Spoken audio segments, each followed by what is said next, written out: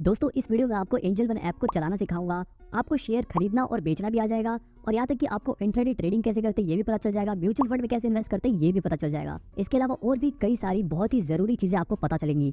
तो सबसे पहले क्या करना है, अगर आपके पास एंजल वन ऐप में अकाउंट नहीं है तो डिस्क्रिप्शन में जो लिंक दिया है उस पर क्लिक करके एंजल वन में अपना अकाउंट खोल लो। उसके बाद एंजल वन ऐप डाउनलोड करने के बाद उसमें लॉगिन कर लेना है। लॉगिन करते ही आपके फोन में एक ऐसा डैशबोर्ड खुल जाएगा। अब देखो सबसे पहले हम जानते हैं ये मार्केट टुडे क्या लिखा हुआ है। यहाँ पर नीचे लिखा है निफ्टी और बैंक निफ्टी। अब देखो निफ्टी क्या होता है, इसमें हमारे देश की टॉप की जो 50 कंपनियां होती है यानी कि जो 50 बड़ी बड़ी कंपनियां होती हैं उन सबकी शेयर्स दिखाते हैं। जैसे यहाँ पर अभी करंटली दिखा रहा है कि निफ्टी 19,403 पॉइंट्स पे है और आज के दिन निफ्टी 50 की वैल्यू 0.32% गिर गई है, यानी कि लगभग 62 पॉइंट्स गिर गई है। अब देखो अगर मैं इस पे क्लिक करूंगा तो उन 50 कंपनियों के शेयर्स यहाँ पे दिखाने लग जाएगा। जैसे यहाँ पर देखो ये अडानी बोर्ड्स, टाइटन, ऐसे जो टॉप की 50 कंपनियां हैं उनके शेयर्स को यहाँ पर दिखाया जा रहा है। आप इसको स्क्रॉल करके सबको चेक कर सकते हो। यहाँ पर सभी कंपनियों की परफॉर्मेंस दिखा रहा है कि आज किस कंपनी के शेयर का क्या प्राइस चल रहा है, उनकी वैल्यू कितनी गिरी है। जैसे यहाँ पर ऊपर दिखा रहा है ना, अडानी पोर्ट का आज करंटली अभी जो प्राइस चल रहा है 790 रुपए है और आज के दिन 1.75% उसके शेयर प्राइस बढ़ गए हैं, यानी कि लगभग 13 रुपए 70 पैसे उसका शेयर प्राइस बढ़ गया है। उसके ऊपर देखो यहाँ पर लिखा है ना छोटा सा 19,375। ये यहाँ पर हमें निफ्टी 50 के पॉइंट्स दिखा रहे हैं, यानी कि जो नंबर दिखा रहा है ना ये इन सभी कंपनियों के शेयर प्राइस को जोड़ के एक नंबर बनाया जाता है। अब इससे हमें ये पता चलता है कि हमारे देश की जो 50 कंपनियां हैं वो ओवरऑल कैसा परफॉर्म कर रही हैं। अब देखो क्योंकि कुछ कंपनियों के शेयर का प्राइस बढ़ा है वही कुछ कंपनियों के शेयर का प्राइस घटा भी है। तो अगर हमें ये पता लगाना है कि हमारे देश की कंपनियां आज शेयर मार्केट में कैसा परफॉर्म कर रही हैं तो हम निफ्टी 50 की वैल्यू को देखते हैं। इसके बगल में देखो यहाँ पर छोटा सा लिखा है ना -0.48%। ये परसेंटेज हमें ये बता रहा है कि आज के दिन निफ्टी 50 की जो वैल्यू है वो लगभग 0.48% गिर गई है, यानी कि लगभग 90 पॉइंट्स गिर गई है। तो मतलब इस निफ्टी को देखकर हम ये पता चलता है कि हमारे देश की जो टॉप की 50 कंपनियां हैं वो कैसा परफॉर्म कर रही हैं। इसी तरह इसके बगल में लिखा है बैंक निफ्टी। बैंक निफ्टी में हमारे देश के जो टॉप के 12 बैंक होते हैं उनके शेयर्स दिखाता है। अगर आप इस पे क्लिक करोगे तो इसके अंदर वो सभी 12 बैंकों की लिस्ट आ जाएगी। तो वापस बैक करूँ तो यहाँ पर हमें पता चल रहा है कि बैंक निफ्टी की करंटली वैल्यू 43,930 पॉइंट्स के आसपास है, यानी कि आज के दिन उसकी वैल्यू लगभग 0.03% गिरी है। मतलब आज के दिन 24-25 पॉइंट्स उसकी वैल्यू गिर गई है। इसके ऊपर देखो कोने में लिखा है व्यू मोर। अगर आप इस पे क्लिक करोगे ना तो यहाँ पर हमें ये बता देगा कि आज के दिन हमारे जो इक्विटी है यानी कि जो शेयर्स हैं वो कैसा ट्रेंड कर रहे हैं। यहाँ पे देखो लिखा है ना बियरिश ट्रेंड कर रहा है, जो इक्विटी है वो बियरिश ट्रेंड कर रही है, यानी कि बियरिश मतलब उनके शेयर का प्राइस नीचे गिरने वाला है। जहाँ पे देखो बियरिश लिखा हो इसका मतलब समझ जाना कि शेयर का प्राइस नीचे गिरने वाला है, और अगर कहीं बुलिश लिखा हो तो इसका मतलब ये है कि शेयर का प्राइस बढ़ने वाला है। अब इसी में देखो मार्केट मूवर्स में यहाँ पे लिखा है टॉप गेनर्स। तो टॉप गेनर्स में हमें वो शेयर्स यानी कि वो स्टॉक्स दिखाते हैं जिन्होंने अपने क्लोजिंग प्राइस के कंपैरिजन में हाईएस्ट परसेंटेज गेन किया है। यानी कि साफ साफ बताऊं, यहाँ पर हमें वो शेयर्स दिखाते हैं जिनका शेयर प्राइस आज के दिन सबसे ज्यादा बढ़ा है। इसी तरह हमें टॉप लूजर्स में ऐसे शेयर्स दिखा देते हैं जिनके शेयर प्राइस काफी गिरे हैं। इसके बगल में हमें एक्टिव बाय वॉल्यूम भी दिखा देता है। इसके अंदर हमें वो शेयर्स दिखाते हैं जिनकी सबसे ज्यादा ट्रेडिंग हुई है, यानी कि ऐसे शेयर जिन्हें सबसे ज्यादा खरीदा या फिर बेचा गया है। ट्रेडिंग मतलब खरीदना और बेचना। तो आज के दिन सबसे ज्यादा किन्हें खरीदा और बेचा गया है वो हमें यहाँ पे बता रहा है, और नीचे हमें वो नंबर भी बता रहा है। जैसे यहाँ पर आइडिया यानी कि वोडाफोन आइडिया लिमिटेड कंपनी है, उसकी शेयर्स की आज कितनी बार ट्रेडिंग हुई है वो हमें यहाँ पर नंबर दिखा रहा है। इसके बगल में लिखा है एक्टिव बाय वैल्यू। अब देखो एक्टिव बाय वॉल्यूम में ये था कि किस शेयर को कितनी बार खरीदा या बेचा गया है। इसी तरह एक्टिव बाय वॉल्यूम में क्वांटिटी की जगह वैल्यू को देखा जाता है कि कौन से शेयर वैल्यू के हिसाब से सबसे ज्यादा ट्रेड किए गए हैं। तो आपको अब मार्केट मूवर्स का ये सब कुछ पता चल गया है। इसके बगल में लिखा है डेरिवेटिव मार्केट। देखो डेरिवेटिव तो वैसे ऑप्शन बायर और सेलर के बीच के एग्रीमेंट को कहा जाता है। तो यहाँ पर डेरिवेटिव मार्केट में हमें ऑप्शन ट्रेडिंग में मार्केट का कैसा हाल चल रहा है वो पता चलता है। तो बेसिकली ये डेरिवेटिव मार्केट जो लोग ऑप्शन ट्रेडिंग करते हैं उनके काम का होता है। तो यहाँ पर हमें डेरिवेटिव मार्केट का ट्रेंड बियरिश दिखा रहा है, यानी कि शेयर्स का प्राइस नीचे गिरने वाला है। अच्छा यहाँ पर देखो निफ्टी के जो पॉइंट्स बता रहा है उसके नीचे लिखा है शॉर्ट बिल्डअप। अब ये शॉर्ट बिल्डअप क्या होता है आपके दिमाग में आ रहा होगा। तो देखो शॉर्ट बिल्डअप का मतलब ये होता है कि ज्यादातर इन्वेस्टर ये सोच रहे हैं कि शेयर का प्राइस गिरेगा, इसलिए वो अपने शेयर्स को बेचना चाहते हैं ताकि वो शेयर्स को बाद में सस्ते में खरीद लें। तो मतलब शॉर्ट बिल्डअप में ऐसे इन्वेस्टर्स बढ़ जाते हैं जो किसी भी शेयर में शॉर्ट पोजीशन लेते हैं। और इसी तरह बैंक निफ्टी के नीचे लिखा है लॉन्ग अनवाइंडिंग। इसका मतलब होता है कि ऐसे स्टॉक्स जिसके अंदर लॉन्ग पोजीशन बनाने वाले इन्वेस्टर्स अपने शेयर्स को बेच रहे हैं, यानी कि ऐसे इन्वेस्टर्स जिन्होंने अपने शेयर्स को लंबे समय के लिए खरीदा था वो अपने शेयर्स को बेच रहे हैं। तो आई होप अब आपको शॉर्ट बिल्डअप और लॉन्ग अनवाइंडिंग अब आपको क्लियर होगा। इसके नीचे लिखा है सेक्टर हीट मैप। अब देखो यहाँ से हमें ये पता चलता है कि कौन सा सेक्टर अच्छा परफॉर्म कर रहा है, कौन सा सेक्टर बेकार परफॉर्म कर रहा है। अब जैसे यहाँ पर आप देख सकते हो कि आज के दिन PSU बैंक यानी कि ऐसे बैंक जिनमें सरकार की हिस्सेदारी है वो अच्छा परफॉर्म कर रहे हैं, उनके शेयर प्राइस बढ़ रहे हैं। इसके अलावा बाकी बैंक भी अच्छा परफॉर्म कर रहे हैं, फाइनेंस सेक्टर अच्छा परफॉर्म कर रहा है, लेकिन उसके उल्टा आज के दिन फार्मा सेक्टर के शेयर्स काफी गिरे हैं। यहाँ पे दिखा रहा है -1.05% गिरा है। टेक्नोलॉजी सेक्टर भी गिरा है, सीमेंट सेक्टर भी गिरा है। तो हमें यहाँ पे ओवरऑल ये पता चल गया कि कौन से सेक्टर के शेयर्स आज के दिन बढ़े हैं, कौन से सेक्टर के शेयर्स आज के दिन गिरे हैं। इसके थोड़ा और नीचे आएंगे तो हमें लॉन्ग बिल्डअप्स में ऐसे शेयर्स दिखा देगा जिनमें ऐसे इन्वेस्टर्स की संख्या बढ़ रही है जो लंबे समय के लिए शेयर्स को खरीद रहे हैं। जैसे पीएनबी बैंक हो गया या फिर अडानी पोर्ट हो गया, ऐसे हमें टोटल 10 शेयर्स दिखा रहा है। व्यू ऑल पे क्लिक करके आप उन सभी 10 शेयर्स को देख सकते हो। अब इसके थोड़ा और नीचे आओगे तो डेरिवेटिव मार्केट में टॉप गेनर्स और टॉप लूजर्स दिखा देगा। ये सेक्शन ऑप्शन ट्रेडर्स के लिए बड़ा काम का होता है, जिसमें उन्हें पता चल जाता है कि कौन से शेयर का प्राइस बढ़ रहा है, कौन से शेयर्स का प्राइस गिर रहा है।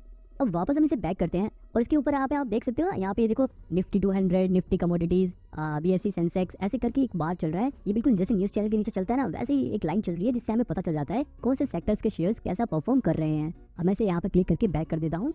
इसके नीचे आता है हमारा ये पोर्टफोलियो वाला सेक्शन, जिसमें हमें ये दिखाता है कि हमने कितने रुपए लगा रखे हैं। ये जो यहाँ पर आई वाला आइकन बनाया ना, अगर आप इस पे क्लिक करोगे तो आपकी इन्वेस्टमेंट छुप जाएगी, बस आपका रिटर्न दिखाएगा। तो मैं वापस इस आई वाले आइकन पे दिखाता हूँ। तो यहाँ पर ये ओवरऑल गेन में हमें दिखा रहा है कि हमने जो पैसे लगाए हैं वो टोटल कितने बढ़ गए हैं, कितने परसेंट बढ़ गए हैं वो यहाँ पे दिखा रहा है, और हमारे पैसे बढ़कर कितने हो गए वो हमें यहाँ पर पोर्टफोलियो मार्केट वैल्यू के नीचे दिखा रहा है। अगर मैं इस पे क्लिक करूँ ना तो मेरा पोर्टफोलियो खुल जाएगा, जहाँ पे सारी डिटेल्स आ जाएगी कि आज के दिन मेरे को कितना गेन हुआ है। जैसे यहाँ पे दिखा रहा है 0.94% आज के दिन गेन हुआ है, लगभग 4000 रुपये का आज गेन हुआ है। इसके बगल में आपका इक्विटी में इन्वेस्ट किया हुआ अमाउंट दिखा रहा है कि इक्विटी में आपने टोटल कितने रुपए इन्वेस्ट कर रखे हैं और वो बढ़कर कितने हो गए हैं, आज कितने बढ़े, वो सब यहाँ पर दिखा रहा है। इसके नीचे आपको वो सभी शेयर्स दिखा देगा जिनमें आपने पैसे लगा रखे हैं, आपने उन शेयर्स को कितने रुपए में खरीदा, आपने उन शेयर्स की कितनी क्वांटिटी खरीदी, उन शेयर का प्राइस कितने परसेंट बढ़ा है या कितने परसेंट गिरा है, वो सब हमें यहाँ पर दिखा देता है।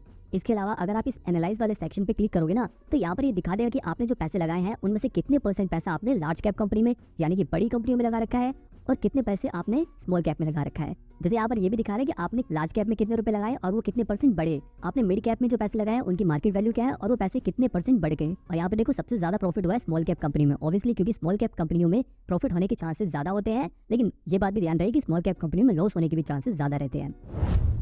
अब मार्केट के बगल में अगर आप सेक्टर पे क्लिक करो ना तो यहाँ पर आपको सेक्टर वाइज दिखा देगा कि कौन कौन से सेक्टर में आपने कितने पैसे लगा रखे हैं और उन सेक्टर में कितना प्रॉफिट हुआ है आपको। जैसे यहाँ पर दिखा रहा है सबसे ज्यादा प्रॉफिट पावर जनरेशन और डिस्ट्रीब्यूशन में हुआ है, लगभग 35% का। तो अगर आप अपने पैसे को अलग अलग सेक्टर में इन्वेस्ट करते हो ना तो यहाँ पर आपका पोर्टफोलियो एकदम डाइवर्सिफाइड दिखाएगा, जितना रंग बिरंगा रहेगा उतना ही अच्छा रहेगा। ये भी मेरे को काफी कमाल का फीचर लगता है एंजल वन का। इसके बगल में आपको दिखाएगा आपकी टॉप होल्डिंग्स, यानी कि जिन कंपनियों में आपने अपने सबसे ज्यादा पैसा लगा रखा है उन टॉप की 3 कंपनियों पे आपको कितना प्रॉफिट हुआ वो यहाँ पे दिखा रहा है। जैसे यहाँ पर दिखा रहा है जो हमारी टॉप 3 होल्डिंग्स है उस पर 2.45% का प्रॉफिट हुआ है। इसके अलावा रिमेनिंग जो बाकी बची हुई है उस पर 7.7% का गेन हुआ है। तो ये पोर्टफोलियो एनालाइजर मेरे को बहुत ही अच्छा लगता है, आप भी इसे इस एनालाइज वाले सेक्शन पे क्लिक करके चेक कर सकते हो। अब देखो इक्विटी के बगल में है म्यूचुअल फंड वाला सेक्शन। यहाँ पर आपने म्यूचुअल फंड में जितने पैसे लगा रखे हैं वो अमाउंट दिखाएगा, आज के दिन वो म्यूचुअल फंड में लगाया हुआ पैसा कितना बढ़ा वो हमें यहाँ पर दिखाएगा और टोटल बढ़कर कितना हो गया वो हमें यहाँ पर दिखाएगा। इसके बगल में SGB, अगर आपने गोल्ड बॉन्ड्स में इन्वेस्ट कर रखा है तो वो आपको यहाँ पर दिखाएगा। इसके अलावा देखो इसके ऊपर आप एक डाउनलोड का ऑप्शन देख रहे हो ना, अगर आप इस डाउनलोड के ऑप्शन पे क्लिक करोगे ना तो आपके फोन में आपका पूरा पोर्टफोलियो डाउनलोड हो जाएगा। मतलब आपके फोन में एक फाइल आ जाएगी जिसमें आप देख सकते हो कि आपने किस कंपनी के शेयर खरीद रखे हैं, कितनी क्वांटिटी खरीद रखी है, आपने उसमें कितने पैसे लगाए हैं, आपके वो पैसे बढ़कर कितने हो गए हैं, ये सारी डिटेल्स आपको वहाँ पर दिखा देगा। फिलहाल मैं बैक करता हूँ। अब देखो इसके नीचे है IPO वाला सेक्शन। अब देखो IPO का मतलब होता है इनिशियल पब्लिक ऑफरिंग, यानी कि देखो IPO में ऐसी कंपनियों के शेयर्स दिखाता है जो पहली बार पब्लिक से पैसा मांग रही है। मतलब सिंपल तरीके से बताओ तो यहाँ पर ऐसी कंपनियों के शेयर होते हैं जो पहले से शेयर मार्केट में लिस्टेड नहीं थे, लेकिन अब वो अपना ऑफर पब्लिक के सामने रख रहे हैं और जो भी इस कंपनी में इन्वेस्ट करना चाहता है वो अपनी एप्लीकेशन सबमिट करता है। जैसे मैं अभी आपको करके भी दिखाता हूँ। आपको IPO वाले सेक्शन पे क्लिक करना है। क्लिक करते ही IPO की सारी डिटेल आपके सामने आ जाएगी कि कौन सा IPO अभी अप्लाई करने के लिए ओपन है, कौन से IPO अभी आने वाले हैं वो अपकमिंग में दिखाता है। अब मान लो मेरे को जैसे किसी एक IPO में अप्लाई करना है, मान लो ये SBFC फाइनेंस लिमिटेड वाले IPO में अप्लाई करना चाहता हूँ, तो मैं सिंपली इस पे क्लिक करूंगा। क्लिक करते ही इस IPO की भी सारी डिटेल मेरे सामने आ जाएगी कि मेरे को इस पे अप्लाई करने के लिए मिनिमम कितने रुपए लगाने पड़ेंगे। जैसे यहाँ पे दिखा रहा है ना, मिनिमम इन्वेस्टमेंट 14,820 रुपए और इस शेयर का प्राइस रेंज कितनी है 54 रुपए से 57 रुपए। मतलब इस प्राइस रेंज के बीच में हम इस IPO को अप्लाई कर सकते हैं। मैक्सिमम हम इस कंपनी के कितने शेयर्स खरीद सकते हैं वो हमें यहाँ पे दिखा रहा है 8,580, मतलब कि लगभग 33 लॉट्स हम इसके खरीद सकते हैं। इसके अलावा हम इसमें मैक्सिमम लगभग 4,89,000 रुपए इन्वेस्ट कर सकते हैं। इसके अलावा इसमें कोई डिस्काउंट नहीं है। इशू साइज हमें बता रहा है 1025 करोड़ का है। इसमें हम जैसे आम इन्वेस्टर यानी कि रिटेल इन्वेस्टर और एम्प्लॉइज भी इन्वेस्ट कर सकते हैं। और इसके नीचे देखो IPO की डेट भी बता रहा है कि किस तारीख से ये ऑफर स्टार्ट हुआ है, कब तक हम इसमें अप्लाई कर सकते हैं और किस तारीख को हमें ये शेयर मिलेंगे वो अलॉटमेंट में दिखाता है, और किस तारीख को इस कंपनी का शेयर स्टॉक मार्केट में लिस्ट होगा वो भी हमें दिखा रहा है 16 अगस्त। अब क्योंकि ये एक अपकमिंग IPO था इसलिए यहाँ पे प्री अप्लाई लिखा रहा है। क्लिक करते यहाँ पर मेरे को ये डालना है कि मैं इस कंपनी के कितने लॉट खरीदना चाहता हूँ, यानी कि कितने शेयर खरीदना चाहता हूँ। तो मैं यहाँ पर इसका सिर्फ एक ही लॉट खरीदना चाहता हूँ, तो मैं यहाँ पर एक डाल दूंगा। इसके बाद यहाँ पर नीचे इंडिविजुअली आपको रहने देना है और प्राइस से भी छेड़छाड़ नहीं करनी। इसके अलावा इसके नीचे यहाँ पर जो एंटर UPI ID है, यहाँ पर आपको अपनी UPI ID डाल देनी है ताकि आपकी UPI ID पर पेमेंट की रिक्वेस्ट चली जाए। अब यहाँ पर आपको मैं बता दूं, अगर ये ओपन IPO होता तो यहाँ पर सिर्फ अप्लाई फॉर IPO वाला ऑप्शन आता और अपनी बिड कंफर्म करने के लिए प्रोसीड कर देना है। इसके बाद आपका ऑर्डर प्लेस हो जाएगा और फिर थोड़े टाइम बाद आपने जो UPI ID डाली थी उस ऐप में आपके पास पेमेंट का ऑप्शन आ जाएगा, वहाँ से आपको पेमेंट अप्रूव कर देनी है और आपका आईपीओ सक्सेसफुली अप्लाई हो जाएगा। इसके बाद यहाँ पर आप अपने ऑर्डर में जाकर यहाँ पर देख सकते हो आपका वो ऑर्डर प्लेस हो चुका है। इसकी डिटेल में जाकर देखोगे तो यहाँ पर लिखा रहा है कि आपने किस तारीख को अप्लाई किया है और यहाँ पर पेमेंट अप्रूव करने की आखिरी तारीख क्या है, किस दिन आपको शेयर मिलेगा, अगर नहीं मिला तो किस दिन पैसा आपका रिफंड होगा, सारी डिटेल्स यहाँ पर दिखा देगा। अब वापस हम बैक चलते हैं अपनी होम स्क्रीन पर और यहाँ पर आईपीओ के बगल में म्यूचुअल फंड का ऑप्शन दिखा हुआ है। तो अगर आपको म्यूचुअल फंड में इन्वेस्ट करना है तो सिंपली आपको इस पे क्लिक करना है। इसके बाद म्यूचुअल फंड का एक ऐसा पेज खुल जाएगा। अब यहाँ पर आपने म्यूचुअल फंड में जितना पैसा लगा रखा है वो यहाँ पर आपको टोटल इन्वेस्टेड अमाउंट दिखाएगा। अगर आपको म्यूचुअल फंड के बारे में नहीं पता तो आप इन ऑप्शंस पे क्लिक करके इनके बारे में जान सकते हो। अब इसके नीचे देखो लिखा है most bought on Angel one, यानी कि एंजल वन पे खरीदे गए सबसे ज्यादा म्यूचुअल फंड कौन कौन से हैं उनकी लिस्ट यहाँ पे दिखा रहा है। आप इन सभी म्यूचुअल फंड को स्क्रॉल करके देख सकते हो। यहाँ पर देखो जैसे दिखा रहा है ना क्वांट स्मॉल कैप फंड, यहाँ पर इसने पिछले 3 सालों में कितना रिटर्न दिया है वो भी हमें दिखा रहा है और इसमें आप कम से कम कितने रुपए से अपनी इन्वेस्टमेंट करना स्टार्ट कर सकते हो वो भी दिखा रहा है। जैसे यहाँ पे लिखा है मिनिमम SIP अमाउंट 1000 रुपए, यानी कि आप 1000 रुपए से इस म्यूचुअल फंड में इन्वेस्ट करना स्टार्ट कर सकते हो। और इसके नीचे देखो यहाँ पर ये भी बता रहा है कि लगभग 88,000 लोगों ने इस म्यूचुअल फंड में इन्वेस्ट किया है। ऐसे थोड़ा और स्लाइड करोगे तो यहाँ पर हमें HDFC स्मॉल कैप फंड भी दिखा रहा है जिसमें आप मिनिमम 100 रुपए से भी अपनी SIP स्टार्ट कर सकते हो, यानी कि 100 रुपए से भी आप अपनी इन्वेस्टमेंट करना स्टार्ट कर सकते हो। अब ये कैसे करते हैं मैं आपको ये भी सिखा देता हूँ। मैंने ये वीडियो पहले से ही सेव करवा ली थी। मान लो अगर मेरे को इसी म्यूचुअल फंड में इन्वेस्ट करना है तो मैं इस पर क्लिक करूंगा। क्लिक करते ही देखो ये यहाँ पर मेरे को ये भी बता रहा है कि अगर मैं 1000 रुपये अपने इस म्यूचुअल फंड में लगाता, यहाँ पर ये ध्यान दो कि 3 साल पहले अगर मैं हर महीने 1000 रुपये लगाता तो वो पैसे मेरे लगभग 88,890 रुपये हो जाते। ये मत समझ लेना कि अगर आप 1000 रुपये लगाओगे तो इतने बढ़ जाएंगे। ये हमें पास से डाटा दिखा रहा है कि अगर इतने लगाते तो अब तक इतने हो गए होते, आगे भी इतने हो जाएंगे, इस बात की गारंटी नहीं है, इसे गलत मत समझ लेना। अमाउंट के नीचे देखो लिखा है मंथली SIP डेट, यहाँ पर जैसे 4th लिखा है ना, आप इस डेट को चेंज भी कर सकते हो। मान लो अगर आप जॉब करते हो और आपकी सैलरी 8-10 तारीख को आती है तो आप इस SIP डेट को 8-10 तारीख भी कर सकते हो। इसके बाद आपको प्रोसीड पे क्लिक कर देना है और इनकी टर्म्स एंड कंडीशंस को पढ़कर एग्री कर देना है। इसके बाद पेमेंट करने का एक ऐसा पेज खुल जाएगा जहाँ पर आपको अपने हिसाब से कोई भी एक पेमेंट मेथड चूज कर लेना है। जैसे मैं यहाँ पर UPI चूज करता हूँ। UPI पे क्लिक करने के बाद मेरे को अपनी UPI ID यहाँ पर डालनी पड़ेगी और पे वाले ऑप्शन पे क्लिक करके मेरे को अपनी पेमेंट पूरी कर देनी है। पेमेंट कंप्लीट होते ही आपका ऑर्डर सक्सेसफुली कंप्लीट हो जाएगा। हालांकि आपकी इन्वेस्टमेंट अपडेट होने में 1 से 2 दिन लगेंगे। इसके बाद आपका ये इन्वेस्टेड अमाउंट आपके पोर्टफोलियो में भी म्यूचुअल फंड वाले सेक्शन में दिखाने लग जाएगा। अब इसके थोड़ा और नीचे आए तो यहाँ पे लिखा है डिस्कवर म्यूचुअल फंड्स, यहाँ पे लिखा है SIP विद 100। अगर आप इस पे क्लिक करोगे तो यहाँ पर आपको ऐसे म्यूचुअल फंड्स दिखा देगा जिसमें आप 100 रुपए से भी अपनी इन्वेस्टमेंट करना स्टार्ट कर सकते हो। इसके बगल में 500 वाली SIP भी दिखा रखा है जिसमें आप मिनिमम 500 रुपए से अपनी SIP स्टार्ट कर सकते हो। उसके बगल में एक लिखा है हाई रिटर्न्स। अगर आप इस पे क्लिक करोगे तो इसके अंदर आपको ऐसे म्यूचुअल फंड्स दिखा देगा जिन्होंने बहुत ही अच्छा रिटर्न्स दिया है, जिन्होंने सबसे ज्यादा रिटर्न्स दिया है। अब अगर इसको थोड़ा और स्लाइड करूँ तो यहाँ पे लिखा है इंडेक्स फंड, यानी कि यहाँ पर हमें ऐसे म्यूचुअल फंड दिखाता है जिन्होंने इंडेक्स में इन्वेस्ट कर रखा है। जैसे यहाँ पर देखो लिखा ना UTI निफ्टी 50 इंडेक्स फंड, यानी कि इस म्यूचुअल फंड ने निफ्टी 50 में अपना पैसा लगा रखा है। तो मतलब आपको आपकी जरूरत के हिसाब से जो भी क्लिक करना है वो सभी ऑप्शन यहाँ पे दिए हुए हैं। इसके नीचे ये जो सेक्शन दिखा रहा है ना, अगर आप इस पे क्लिक करोगे ना तो आपको ये बताएगा कि आप मिनिमम 1000 रुपए से अलग अलग म्यूचुअल फंड में इन्वेस्ट करके अपने पोर्टफोलियो को डाइवर्सिफाई कर सकते हो, अपने रिस्क को कम करके अच्छा रिटर्न कमा सकते हो। तो अगर आपको 1000 रुपए इन्वेस्ट कर रहे हैं तो यहाँ पर 1000 रुपए क्लिक करके अपनी मंथली SIP डेट सेट करो, यानी कि आप महीने की कौन सी तारीख को अपने पैसे इन्वेस्ट करना चाहते हो वो तारीख सेट करो। जैसे यहाँ पर आप इस कैलेंडर वाले ऑप्शन पे क्लिक करके कोई भी डेट सेट कर सकते हो और कंफर्म कर सकते हो। अगर आपको अमाउंट बढ़ाना है तो आप प्लस वाले सेक्शन पे क्लिक करके प्लस कर सकते हो या माइनस वाले पे क्लिक करके माइनस कर सकते हो। और फिर उसके बाद अगर आप प्रोसीड करोगे किस तारीख को पैसा कटेगा, आपको कितना पैसा कटेगा, आपकी जो इन्वेस्टमेंट है वो कहाँ लगेगी। जैसे यहाँ पर बता रहे हैं कि 30% पैसा आपको लार्ज कैप यानी कि बड़ी कंपनियों में लगेगा, 30% आपका इंडेक्स फंड में लगेगा और 20% यानी कि 200 रुपए आपके स्मॉल कैप कंपनियों में लगेंगे और 20% पैसा आपका मिड कैप कंपनियों में लगेगा। यहाँ पर जिन जिन फंड्स में आपका पैसा लगेगा वो फंड्स भी हमें दिखा रहा है। तो अगर आप एक जॉब करने वाले व्यक्ति हैं और आपके पास ना ही इतनी नॉलेज है और ना ही इतना टाइम है कि आप शेयर मार्केट के ऊपर रिसर्च करो, तो आप सिंपली यहाँ से इन्वेस्ट करके अपने पोर्टफोलियो को डाइवर्सिफाई कर सकते हो, यानी कि आप कम रिस्क में भी अच्छा रिटर्न कमा सकते हो। मतलब यहाँ पर आपको ज्यादा दिमाग नहीं लगाना है, ये खुद ही अच्छे अच्छे म्यूचुअल फंड्स में पैसा लगा देगा, आपको ढूंढने की भी जरूरत नहीं है। अभी मैं यहाँ पर बैक कर देता हूँ। अब इसके नीचे लिखा है एक्सटर्नल फंड। अगर आपने किसी और कंपनी में अगर पैसा लगा रखा है तो इस पे क्लिक करके आप अपने उन म्यूचुअल फंड्स को यहाँ से भी ट्रैक कर सकते हो। इसके बगल में लिखा है NFO, जैसे वहाँ पर IPO था यहाँ पर है NFO। इसके अलावा इसके बगल में है SIP कैलकुलेटर। अगर आप इस पे क्लिक करोगे तो यहाँ से आप कैलकुलेट कर सकते हो कि अगर आप मंथली कितने रुपए लगाओ तो कितना रिटर्न मिलेगा। जैसे मैं यहाँ पर अगर हर महीने 10,000 रुपए इन्वेस्ट करता हूँ और मेरे को सिर्फ 12% का रिटर्न मिलता है, अगले आने वाले 20 सालों तक इन्वेस्ट करता हूँ तो मैं लगभग 24 लाख रुपए इन्वेस्ट कर दूंगा और वो मेरे 24 लाख रुपए लगभग 75,91,000 रुपए हो जाएंगे, यानी कि लगभग 1 करोड़ रुपए हो जाएंगे। तो अगर आपको भी करोड़पति बनना है तो बस हर महीने 10,000 रुपए सेव करना स्टार्ट कर दो। अब आई नो ये 10,000 रुपए भी बहुत लोगों के लिए बहुत ज्यादा अमाउंट होता है, पर कोई अगर आप 10,000 रुपए नहीं बस 3,000 रुपए भी हर महीने आने वाले 30 सालों तक इन्वेस्ट करते हो तब भी आप करोड़पति बन जाओगे। आपके लगाए हुए पैसे लगभग 1 करोड़ रुपए हो जाएंगे। तो मतलब ये एसआईपी कैलकुलेटर बड़े कमाल की चीज़ है। मुझे पर्सनली ये बहुत पसंद है क्योंकि यहाँ पर आप ये चेक कर सकते हो कि आप कितने रुपए लगाओगे तो फ्यूचर में वो कितना हो सकता है। और ये फ्यूचर वाला अमाउंट देख के सच में बहुत मोटिवेशन मिलती है इन्वेस्ट करने के लिए। खैर अभी मैं यहाँ पर बैक करता हूँ और म्यूचुअल फंड वाले सेक्शन के बारे में मैंने आपको काफ़ी कुछ बता दिया। अब वापस आप अपने डैशबोर्ड पे जाएंगे तो यहाँ पर इसके बगल में लिखा है गोल्ड बॉन्ड्स।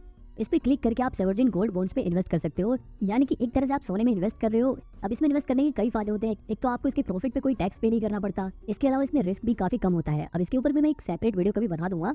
अब इसके नीचे एंजल वन अपनी स्टॉक एडवाइजरी देता है। अब आप सोच रहे होंगे कि यार ये स्टॉक एडवाइजरी क्या होता है, तो देखो यहाँ पर सबसे पहले मैं आपको ये बता दूं कि दो तरह के ब्रोकर होते हैं। एक होता है डिस्काउंट ब्रोकर, एक होता है फुल सर्विस ब्रोकर।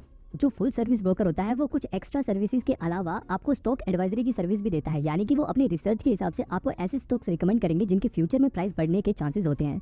तो एंजल वन भी एक फुल सर्विस ब्रोकर है और यहाँ पर वो अपनी स्टॉक एडवाइजरी दिखा रहा है। जैसे यहाँ पर आप देखोगे तो ये बता रहा है कि लॉन्ग टर्म में इन्वेस्ट करना चाहते हो तो आपके लिए ये शेयर बढ़िया रहेगा, अगर आप शॉर्ट टर्म में इन्वेस्ट करना चाहते हो तो आपके लिए ये शेयर बढ़िया रहेगा, और अगर आज आप इंट्राडे ट्रेड करना चाहते हो तो आपके लिए ये शेयर बढ़िया रहेगा। तो यहाँ पर ये देखो, ये अपनी एडवाइस के साथ यहाँ पे ये भी बता रहा है कि आपको एस्टिमेटेड कितना प्रॉफिट हो सकता है। ये देखो यहाँ पे लॉन्ग टर्म में भी बता रहा है, शॉर्ट टर्म में भी बता रहा है और इंट्राडे में भी बता रहा है कि कितना प्रॉफिट आपको हो सकता है। हालांकि यहाँ पर इस बात पर ध्यान दो कि भले ही एंजल वन एक फुल सर्विस ब्रोकर है, लेकिन हमेशा इनकी एडवाइस सही नहीं होती, कई बार इनकी एडवाइस गलत भी हो जाती है। तो कहने का मतलब ये है कि आप 100% इसके ऊपर ट्रस्ट नहीं कर सकते हो।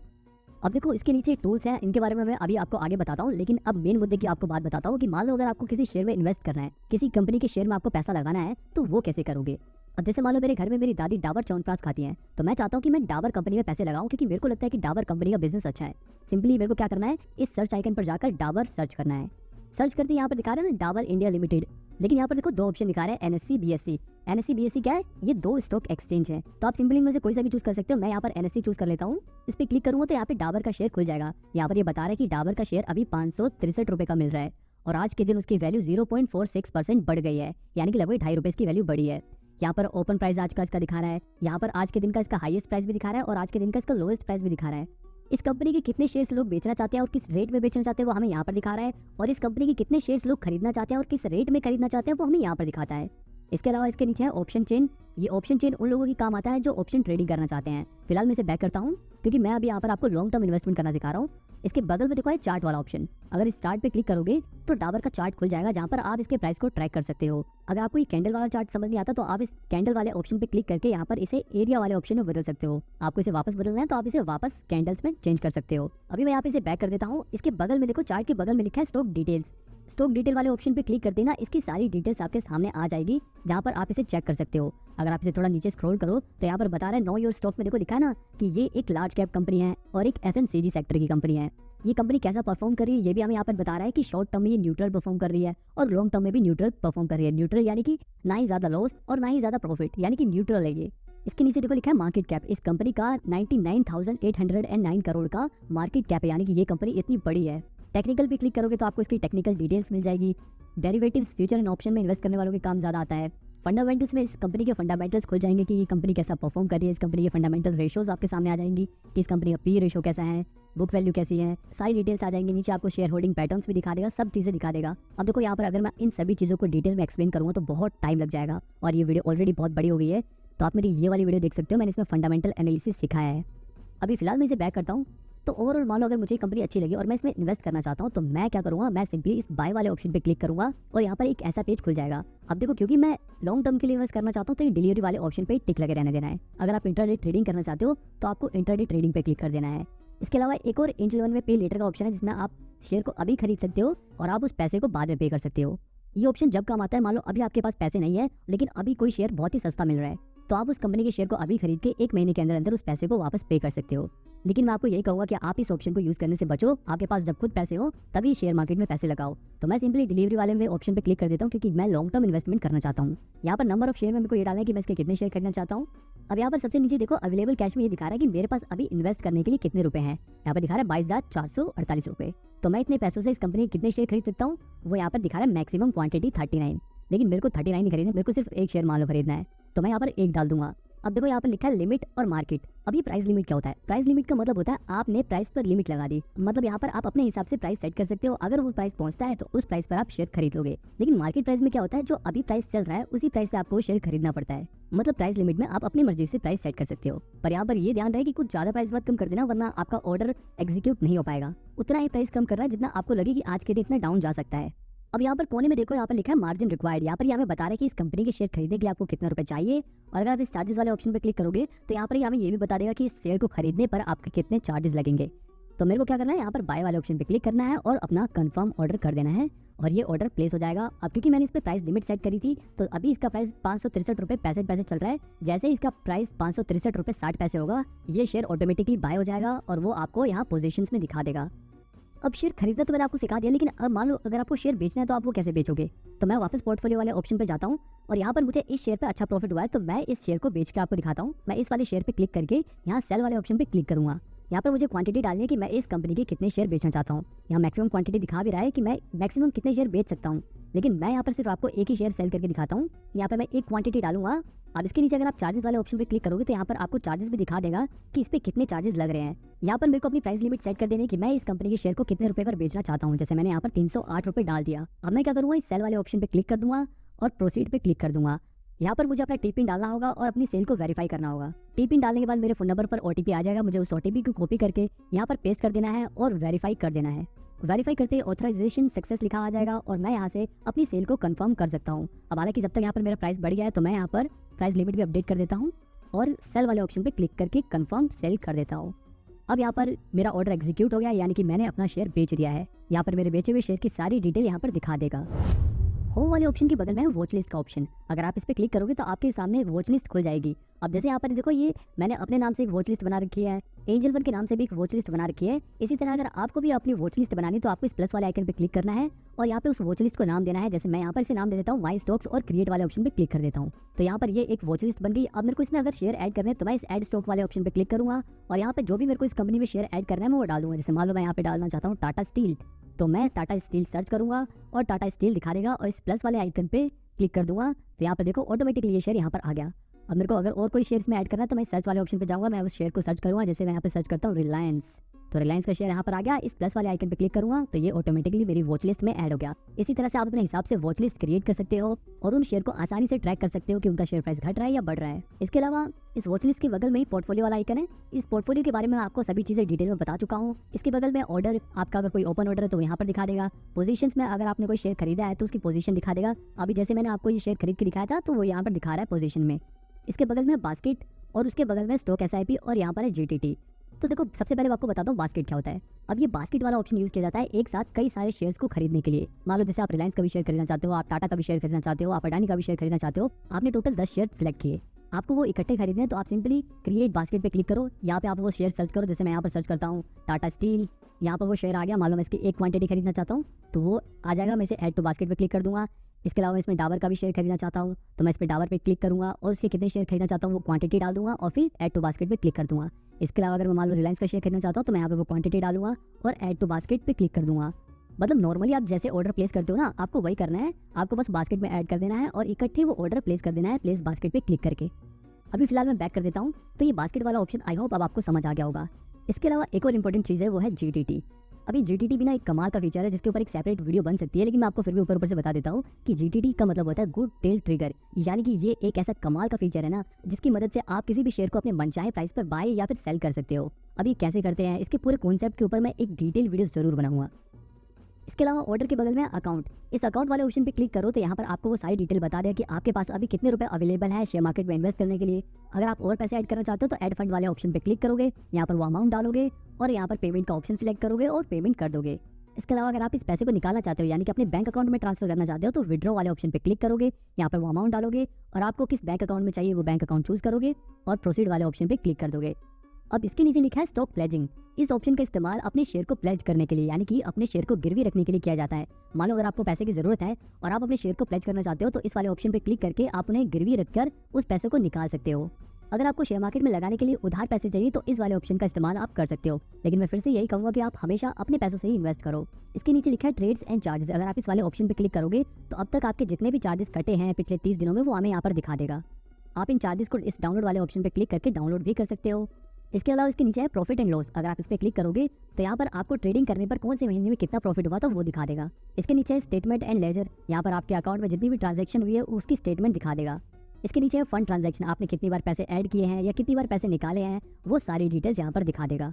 इसके नीचे हेल्प एंड सपोर्ट का सेक्शन दिया हुआ है जहाँ से आप एंजल वन से कॉन्टैक्ट कर सकते हो। इसके अलावा इसके नीचे सेटिंग वाले ऑप्शन में जाकर आप यहाँ से अपनी थीम को भी बदल सकते हो। अगर आपको डार्क मोड चाहिए तो डार्क मोड पे क्लिक कर दो, अगर आपको लाइट मोड चाहिए तो लाइट मोड वाले ऑप्शन पे क्लिक कर दो। इसके अलावा और भी यहाँ पर कई सारे ऑप्शन दिए हुए हैं जिन्हें आप चेक कर सकते हो। अब अगर मैं बैक करूँ तो इसके ऊपर यहाँ पर प्रोफाइल वाला आइकन दिया हुआ है। इस प्रोफाइल वाले आइकन पे क्लिक करोगे तो आप यहाँ से अपने फोन नंबर को अपडेट कर सकते हो, यहाँ से अपनी जीमेल आईडी को अपडेट कर सकते हो, यहाँ से अपने एड्रेस को अपडेट कर सकते हो, और अगर आपको कोई दूसरा बैंक अकाउंट ऐड करना है तो यहाँ से आप अपना दूसरा बैंक अकाउंट भी ऐड कर सकते हो। तो अब मुझे उम्मीद है कि इस वीडियो को देखने के बाद आप एंजल वन ऐप के बारे में काफ़ी कुछ सीख गए होंगे। अगर आपको ये वीडियो थोड़ी भी हेल्पफुल लगी हो